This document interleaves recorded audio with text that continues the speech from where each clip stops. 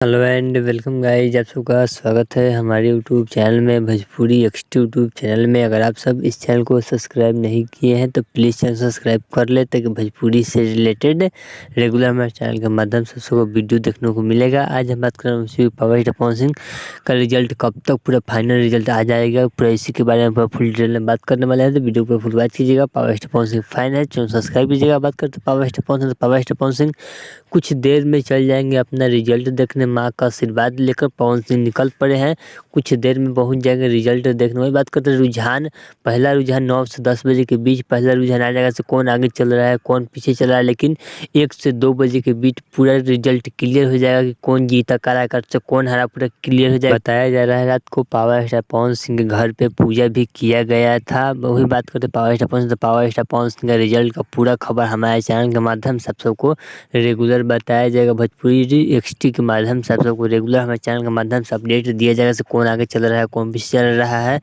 Continue हमारे channel के माध्यम से आप सबको वीडियो देखने को मिल जाएगा। चलिए, आपको पावर स्टार पवन सिंह का छोटा सा वीडियो कैसा लगा तो प्लीज चैनल सब्सक्राइब कीजिए, वीडियो को लाइक कीजिए। भोजपुरी से रिलेटेड रेगुलर हमारे चैनल के माध्यम से सबको वीडियो देखने को मिलेगा। चलिए मिलते हैं न्यू अपडेट के साथ। तो बाय।